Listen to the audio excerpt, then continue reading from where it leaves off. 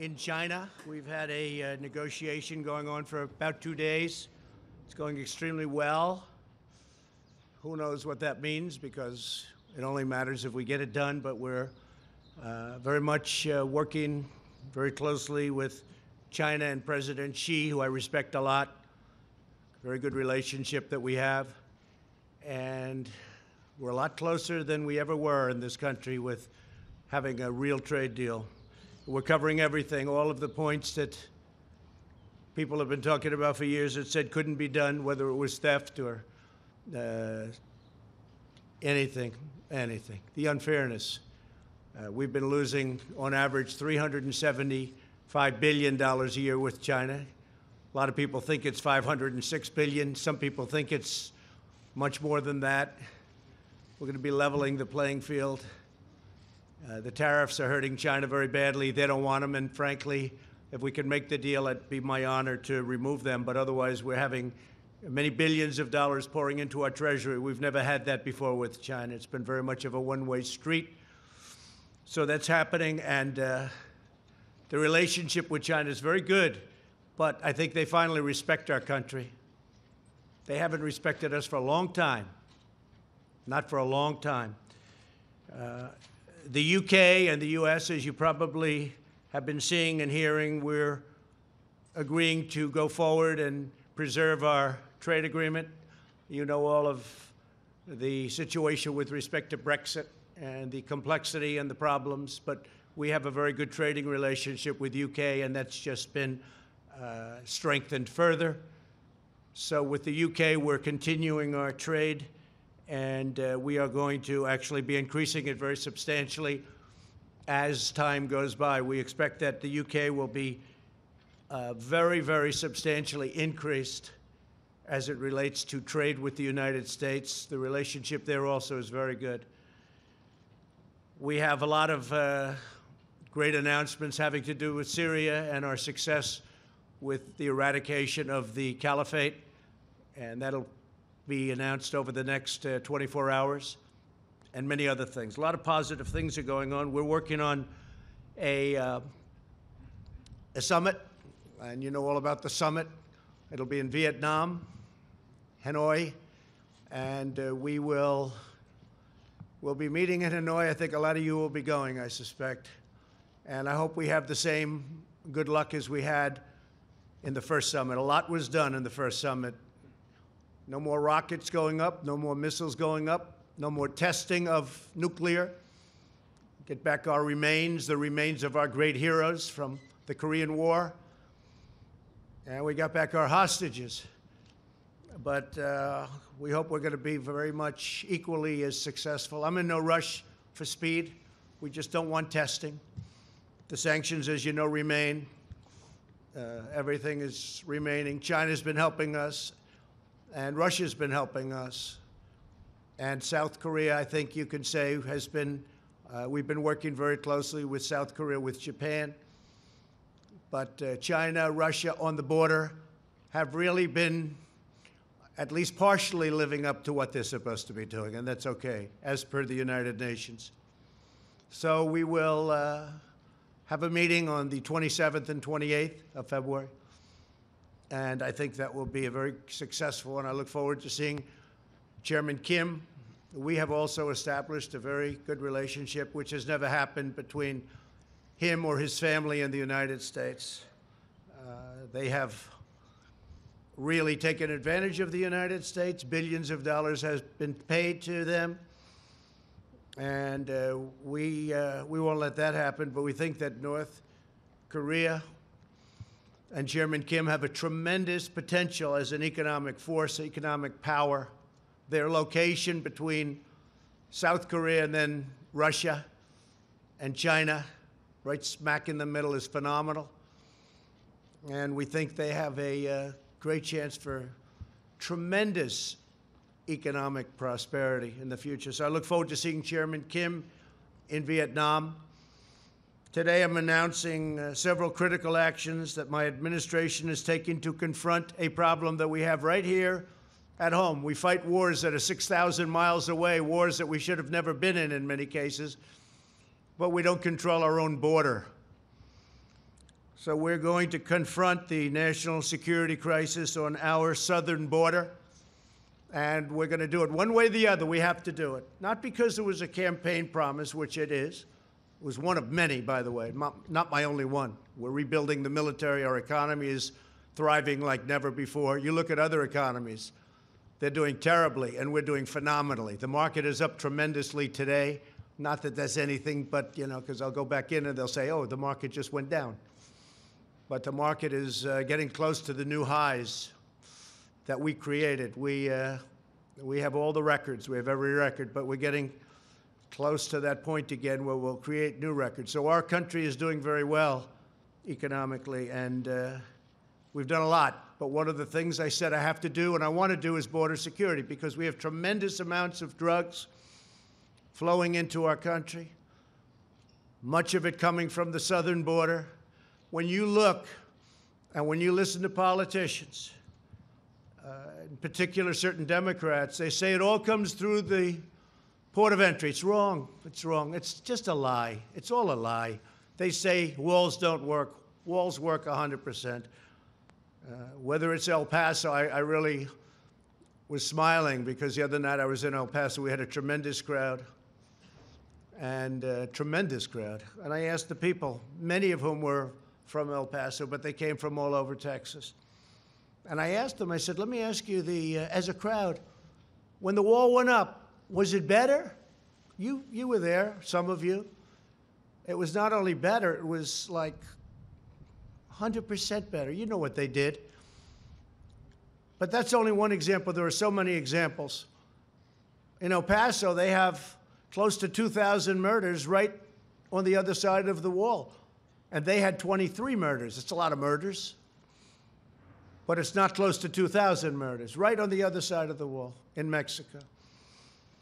So everyone knows that walls work, and there are better examples than El Paso, frankly. You just take a look almost everywhere. Take a look at Israel. They're building another wall. Their wall is 99.9% effective, they told me. 99.9%. That's what it would be with us, too. The only weakness is they go to a wall and then they go around the wall. They go around the wall and in. Okay? That's what it is. Very simple. And a big majority of the big drugs, the big drug loads, don't go through ports of entry. They can't go through ports of entry. You can't take big loads because you have people. We have some very capable people, the Border Patrol, law enforcement, looking. You can't take human traffic, women and girls. You can't take them through ports of entry. You can't have them tied up in the back seat of a car or a truck or a van. They open the door. They look. They can't see three women with tape in their mouth or three women whose hands are tied. They go through areas where you have no wall. Everybody knows that. Nancy knows it. Chuck knows it. They all know it. It's all a big lie. It's a big con game. You don't have to be very smart to know. You put up a barrier, the people come in, and that's it. They can't do anything unless they walk left or right, and they find an area where there's no barrier, and they come into the United States. Welcome. We've detained more people. Our border agents are doing such incredible work. Our military has been incredible.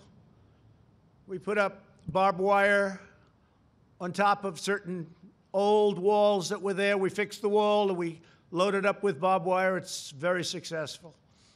But our military has been fantastic, and I want to thank them. And it's very necessary. We've broken up 2 caravans that are on their way. They just are breaking. They're in the process of breaking up.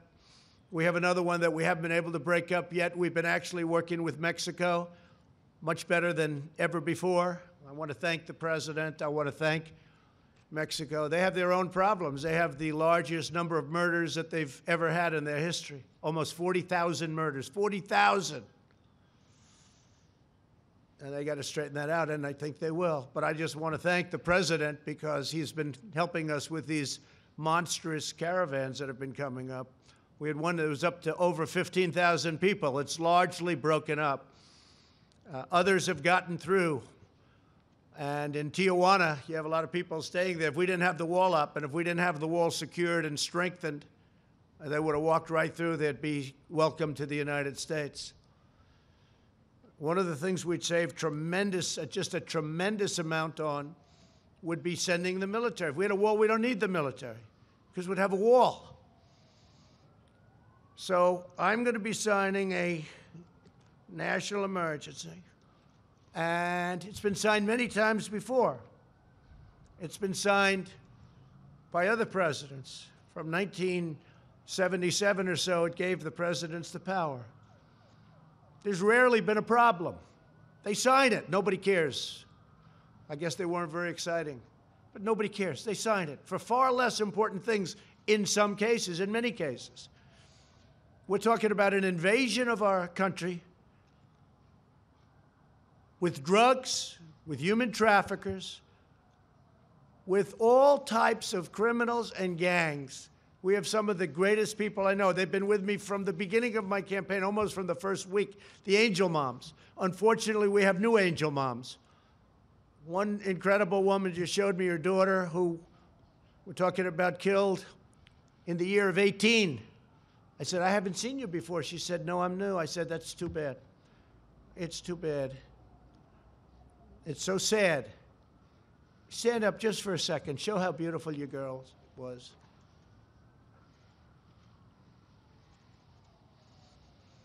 Thank you. I have such respect for these people. Angel moms, angel dads, angel families. I have great respect for these people. These are great people. These are great people. They're fighting for their children that have been killed by people that were illegally in this country. And the press doesn't cover them. They don't want to, incredibly. And they're not treated the way they should be. They're fighting for other people because they don't want what happened to their children or husband or anybody. We have one young lady whose husband, please, stand up. Your husband was just killed in Maryland. Incredible man, just killed. Beautiful children won't be seeing their father again. These are brave people. These are people that they don't have to be here. They don't have to be doing this. They're doing it for other people. So I just want to thank all of you for being here. Okay, I really do. I want to thank you, incredible people. Last year, 70,000 Americans were killed, at least, I think the number is ridiculously low, by drugs, including meth and heroin and cocaine, fentanyl. Now, one of the things that I did with President Xi in China when I met him in Argentina at a summit, before I even started talking about the trade, it was a trade meeting. It went very well, but before I talked about trade, I talked about something more important. I said, listen, we have tremendous amounts of fentanyl coming into our country, kills tens of thousands of people. I think far more than anybody registers. And I'd love you to declare it a lethal drug and put it on your criminal list. And their criminal list is much tougher than our criminal list. Their criminal list, a drug dealer gets a thing called the death penalty. Our criminal list, a drug dealer gets a thing called, how about a fine? And when I asked President Xi, I said, do you have a drug problem? No, no, no. I said, you have 1.4 billion people. What do you mean you have no drug problem? No, we don't have a drug problem. I said, why? Death penalty. We give death penalty to people that sell drugs. End of problem. What do? We set up blue ribbon committees. Lovely men and women. They sit around a table, they have lunch, they eat, they dine, and they waste a lot of time. So if we want to get smart, we can get smart. You can end the drug problem. You can end it a lot faster than you think. But President Xi's agreed to put fentanyl on his list of deadly drugs. And it's a criminal penalty, and the penalty is death. So that's frankly one of the things I'm most excited about in our trade deal. You want to know the truth? I think maybe there's no more important point. We're going to make billions of dollars with this trade deal. It's going to be great for our country and great for China, I hope. Their market's down close to 40%. Our market's way up. We've picked up, since my election, trillions of dollars of worth. Trillions, many trillions. And China's lost trillions of dollars. But I want it to be good for China, and I want it to be good for the United States. So we'll see what happens. China's coming here next week, by the way. They're coming home, the traders. And then China's coming here next week. And then I'll be meeting with President Xi at some point after that to maybe for some remaining deals, we'll make them directly one-on-one ourselves. So we're going to be signing today and registering national emergency. And it's a great thing to do because we have an invasion of drugs, invasion of gangs, invasion of people, and it's unacceptable.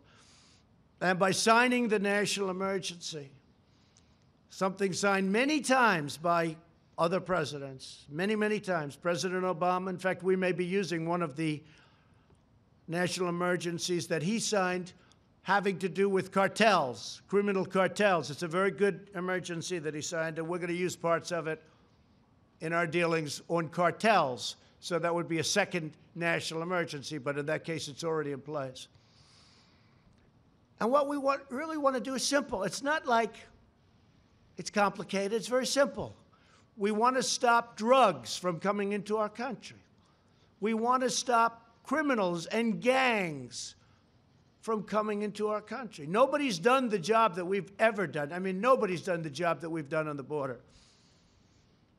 And in a way, what I did by creating such a great economy, and if the opposing party got in, this economy would be down the tubes. You know, I hear a lot of people say, oh, well, but maybe the previous administration. Let me tell you, the previous administration, it was heading south, and it was going fast.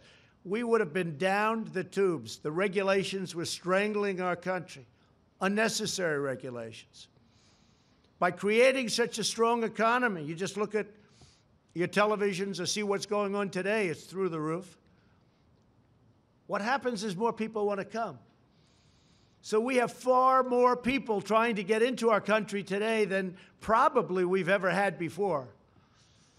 And we've done an incredible job in stopping them, but it's a massive number of people. If we had the wall, it would be very easy. We would make up for the cost of the wall just in the cost of the fact that I would be able to have fewer people. We wouldn't need all of this incredible talent, some of whom are sitting in the first row. You wouldn't need all of this incredible talent. We would get thousands of law enforcement people, including Border Patrol. You put them in different areas. You have them doing different things. Law enforcement and Border Patrol. And I want to thank law enforcement, and I want to thank Border Patrol, and I want to thank ICE. ICE is abused by the press and by the Democrats. And by the way, we're going to be taking care of ICE. You know, we talk about the new bill. We're going to be taking care of ICE. They wanted to get rid of ICE. And the bill is just the opposite of that. A lot of good things happen. So that's the story. We want to have a safe country. I ran on a very simple slogan, make America great again. If you're going to have drugs pouring across the border, if you're going to have human traffickers pouring across the border in areas where we have no protection, in areas where we don't have a barrier, then very hard to make America great again. But we've done a fantastic job, but we haven't been given the equipment. We haven't been given the walls. And in the bill, by the way, they didn't even fight us on most of the stuff. Ports of entry, we have so much money, we don't know what to do with it. I don't know what to do with all the money they're giving us. It's crazy. The only place they don't want to give us much money, $1,375 million. Sounds like a lot, but it's not so much, although we're putting it to much better use than it used to be. a lot of the past administrations, it was easy to get, they didn't build, or they didn't do what they could have done. It would have been great. It would have been great to have done it earlier, but I was a little new to the job, a little new to the profession. And we had a little disappointment for the first year and a half. People that should have stepped up did not step up. They didn't step up, and they should have. It would have been easy. Not that easy, but it would have been a lot easier. But some people didn't step up. But we're stepping up now. So we have a chance of getting close to $8 billion. Whether it's $8 billion or $2 billion or $1.5 billion, it's going to build a lot of wall. We're getting it done. We're right now in construction with wall in some of the most important areas. And we have renovated a tremendous amount of wall, making it just as good as new. That's where a lot of the money has been spent on renovation. In fact, we were restricted to renovating, which is okay. But we're going to run out of areas that we can renovate pretty soon. And we need new wall. So I want to thank everybody for being here. I want to thank in particular the angel moms and dads for being here. Thank you very much. We have great respect for you. The real country, our real country, the people that really love our country, they love you. So I just want you to know that. I know how hard you fight, and I know how hard a fight you're having. I also want to thank all of the law enforcement for the job you do. Believe me, our country loves you, and they respect you greatly. And we're giving you a lot of surplus. We're giving you surplus military equipment, which a lot of people didn't like giving previous to this administration. But hundreds of millions of dollars of surplus equipment. And as we get it, as you know, we send it down, and you have much better protection. But I really appreciate you being here.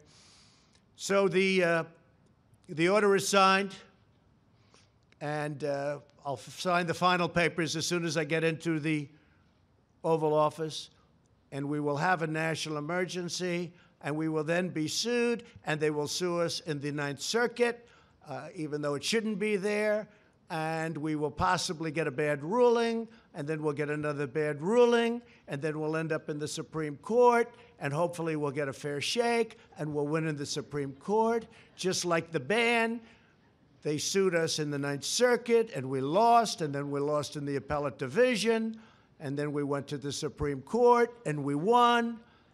And it was very interesting, because yesterday they were talking about the ban, because we have a ban. It's very helpful. Madam Secretary, is that right? Without the ban, we'd have a bigger problem. We have a ban on certain areas, certain countries, depending on what's going on in the world. And we won, but somebody said, President Trump lost on the ban. Well, he was right. I lost at the lower court. He didn't say that we ultimately won at the United States Supreme Court. They didn't want to say that. They didn't want to go that far. They were saying how I lost. The person sitting right up here, Donald Trump lost on the ban. Yeah, I did. And then I lost a second time. You should have said that, too. And then it went to the Supreme Court, and I won. Didn't want to take it that far. But we won on the ban, and we won on other things, too. The probably easiest one to win is on declaring a national emergency, because we're declaring it for virtual invasion purposes, drugs, traffickers, and gangs. And one of the things, just to finish, we have removed thousands of MS-13 gang monsters. Thousands. They're out of this country. We take them out by the thousands, and they are monsters. Okay. Do you have any questions? Yeah. John, go ahead. Yes, we do. You were prepared. Mr. President, a lot of the money... Were you saying I was prepared? What, with the microphone and prepared for questions? I thought you meant I was prepared. I couldn't believe you said that. People don't like saying that. You were prepared for questions. I am prepared. I'm always prepared. A lot of the money that goes to count toward your $8 billion is money that's being reprogrammed in the DOD budget. How can you guarantee to military families and to our men and women of the military that none of the money that would be reprogrammed to a wall will take away from other technology, other renovations, construction that is desperately needed in our military? So, John, we had certain funds that are being used at the discretion of generals, at the discretion of the military. Some of them haven't been allocated yet, and some of the generals think that this is more important. I was speaking to a couple of them. They think this is far more important than what they were going to use it for. I said, what were you going to use it for? And I won't go into details, but didn't sound too important to me. Plus, if you think, I've gotten $700 billion for the military in year one, and then last year, $716 billion, and we're rebuilding our military. But we have a lot, and under the previous administration, our military was depleted, badly depleted, and they weren't spending. I mean, they had a much smaller amount of money. So when I got $700 billion and then $716 billion, and this year it's going to be pretty big too, because there's few things more important than our military. You know, I'm a big deficit believer in all of that, but before we really start focusing on certain things, we have to build up our military. It was very badly depleted. And we're buying all new jet fighters, all new missiles, all new defensive equipment. We'll soon have a military like we've never had before. But when you think about the kind of numbers you're talking about, so you have $700 billion, $716 billion, when I need $2 billion, $3 billion out of that for a wall, which is a very important instrument, very important for the military because of the drugs that pour in. And as you know, we have specific rules and regulations where they have drugs and what you can do in order to stop drugs, and that's part of it too. We're taking a lot of money from that realm also. But when you have that kind of money going into the military, this is a very, very small amount that we're asking for.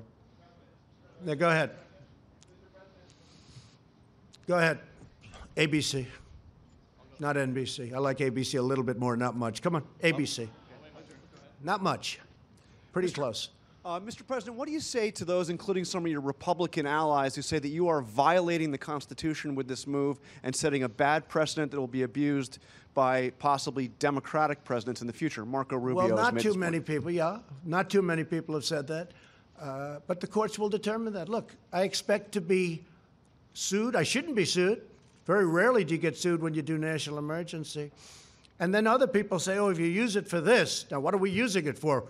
We've got to get rid of drugs and gangs and people. It's an invasion. We have an invasion of drugs and criminals coming into our country that we stop, but it's very hard to stop. With a wall, it would be very easy. So I think that we will be very successful in court. I think it's clear. And the people that say we create precedent, well, what do you have, 56 or a lot of times? Well, that's creating precedent. And many of those are far less important than having a border. You don't have a border, you don't have a country. You know, we fight, before I got here, we fight all over the world to create borders for countries. But we don't create a border for our own country.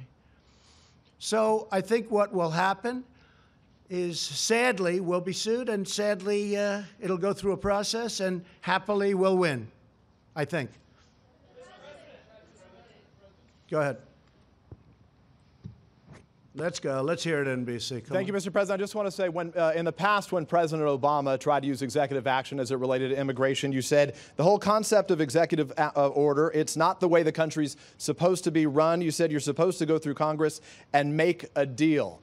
Will you concede that you were unable to make the deal that you had promised in the past, and that the deal you're ending up with now from Congress is less than what you could have had before a 35-day shutdown? I went through Congress. I made a deal. I got almost $1.4 billion when I wasn't supposed to get $1. Not $1. He's not going to get $1. Well, I got $1.4 billion, but I'm not happy with it. I also got billions and billions of dollars for other things. Port of entries, lots of different things. The purchase of drug equipment, more than we were even requesting. In fact, the primary fight was on the wall. Everything else, we have so much, as I said, I don't know what to do with it. We have so much money. But on the wall, they skimped. So I was successful in that sense, but I want to do it faster. I could do the wall over a longer period of time. I didn't need to do this, but I'd rather do it much faster. And I don't have to do it for the election. I've already done a lot of wall for the election, 2020. And the only reason we're up here talking about this is because of the election. Because they want to try and win an election, which it looks like they're not going to be able to do. And this is one of the ways they think they can possibly win, is by obstruction and a lot of other nonsense. And I think that I just want to get it done faster. That's all. Okay. Yes, ma'am. Go ahead.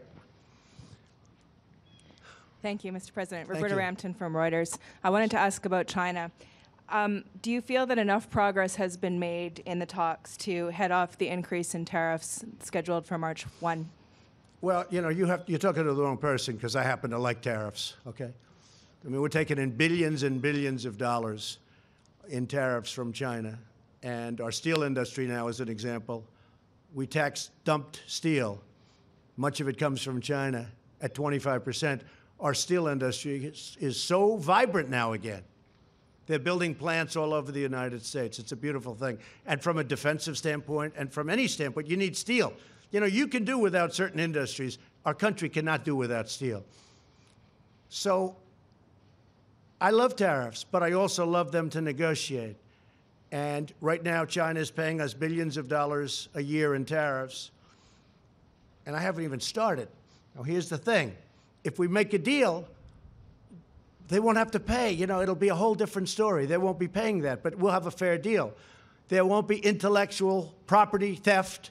There won't be so many other things that have gone on. And no other president has done this. No other president. We didn't have a deal with China. You had the WTO, one of the worst trade deals ever made, probably even worse than NAFTA, if that's believable, which is, you know, hard to believe, because I think NAFTA was just a disaster. It was a total disaster for our country. And now we made the USMCA, which is going to be a great deal. And by the way, the USMCA from Mexico, that's United States, Mexico, Canada, that's where the money's coming from, not directly but indirectly, for the wall. And nobody wants to talk about that, because we're saving billions and billions of dollars a year if Congress approves that deal. Now, they might not want to approve a deal just because they'll say, one of the things I'm thinking of doing, this has never been done before. No matter how good a deal I make with China, if they sell me Beijing for $1, if they give me 50% of their land and every ship that they've built over the last 2 years, which is a lot, and they give them to me free, the Democrats will say, what a lousy deal. That's a terrible deal.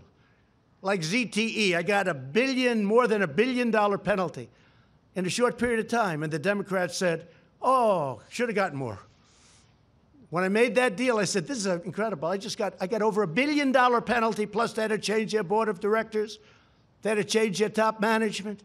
But they had to pay over $1 billion. I said, what a deal. It took like a week. And the Democrats didn't even know there was a problem with ZTE.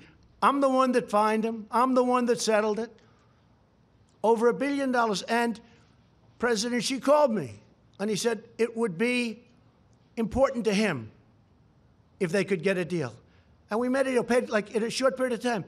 The Democrats went out and said, oh, they should have done better. So what I'm thinking of doing is getting Chuck Schumer, getting Nancy Pelosi, having them bring 2 or 3 of their brilliant representatives, and we'll all go down together, and what we'll do is we'll negotiate. I'll put them in the room and let them speak up. Because any deal I make with China, if it's it's going to be better than any deal that anybody ever dreamt possible. Or I'm not going to have a deal. It's very simple. But any deal I make with China, Schumer's going to stand up and say, oh, it should have been better. It should have been better. And you know what? That's not acceptable to me. So I'm thinking about doing something very different. I don't think it's ever been. I just don't want to be second-guessed. But that's not even second-guessed. That's called politics. Sadly, I'd probably do the same thing to them. Okay? But any deal I make, toward the end, I'm going to bring Schumer, at least offer him, and Pelosi. I'm going to say, please join me on the deal. And by the way, I just see our new Attorney General is sitting in the front row. Please stand up, Bill. Such an easy job he's got. He's got the easiest job in government. Thank you, and congratulations. That was a great vote yesterday. Thank you very much.